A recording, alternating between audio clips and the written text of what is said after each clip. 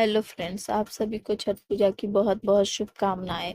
छठ पूजा की कथाएं। प्रतिवर्ष दीपावली के बाद छठ महापर्व का अनुष्ठान किया जाता है। यह लोक आस्था का महापर्व है।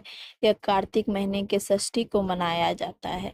यह पर्व मुख्य रूप से 4 दिनों तक चलता है। इसकी शुरुआत चतुर्थी को और समापन सप्तमी को होता है।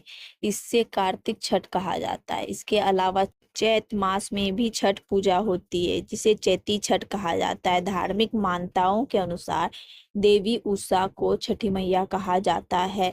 इनकी पूजा सूर्य देव की पूजा के साथ ही की जाती है। छठ व्रत करने वाले व्यक्ति की सभी मनोकामना पूर्ण होती है। छठी मैया उनके परिवार और संतान की रक्षा करती है। बहुत प्राचीन समय की कथा है। एक बहुत प्रतापी राजा हुए। उनका नाम प्रियव्रत था। उनकी पत्नी का नाम मालिनी था, लेकिन उस दंपति को कोई संतान नहीं थी। महामुनि कश्यप के आदेश पर उन लोगों ने पुत्र प्राप्ति यज्ञ किया। पुत्र भी हुआ, लेकिन मृत पैदा हुआ। इस घटना से राजा और रानी अति विचलित हो गए और अपने अपने प्राण त्यागने को सोचने लगे। उसी समय ब्रह्मा जी की मानस पुत्री देवसेना वहां प्रकट हुई।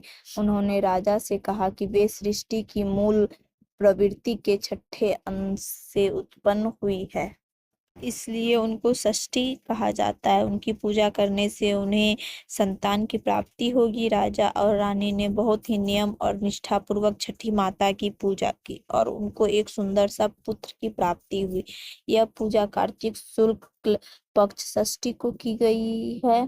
कहा जाता है कि तभी से छठ पूजा की जाती है। बात त्रेता युग की है। दशानंद रावण का वध करके भगवान राम विजयदशमी के दिन अयोध्या पहुंचे और उनकी वापसी की खुशी में दिवाली का पर्व मनाया जाता है। लंका युद्ध में बहुत सारे लोगों का संहार हुआ था। रावण और उनके भाइयों का प्रभु श्री राम ने विनाश किया। गुरु और ऋषियों की सलाह पर रावण वध के पाप से मुक्त होने के लिए भगवान राम ने राजसूय यज्ञ किया। इस यज्ञ में ऋषि मृदुल भी अयोध्या पधारे। ऋषि मृदुल ने माता सीता को कार्तिक मास के शुक्ल पक्ष षष्ठी को सूर्यदेव की उपासना करने का आदेश दिया। माता सीता ने उनके आश्रम में रहकर 6 दिनों तक भगवान सूर्य की पूजा की। तभी से इस दिन छठ पर्व मनाया जाने लगा। महाभारत में भी छठ पूजा और सूर्य पूजा के उदाहरण मिलते हैं। कहा जाता है कि दानवीर कर्ण ने छठ पूजा की शुरुआत की थी। कर्ण को सूर्य पुत्र भी कहा जाता है। वे सूर्य के बहुत बड़े उपासक थे। कहा जाता है कि वे प्रतिदिन सूर्य की उपासना करते हैं और अपने द्वार पर आए याचक को दान करते थे। वे प्रतिदिन घंटों कमर तक गंगा जल में खड़े होकर सूर्यदेव की पूजा अर्चना किया करते थे। भगवान सूर्य और षष्ठी माता की कृपा से वह महान योद्धा बने।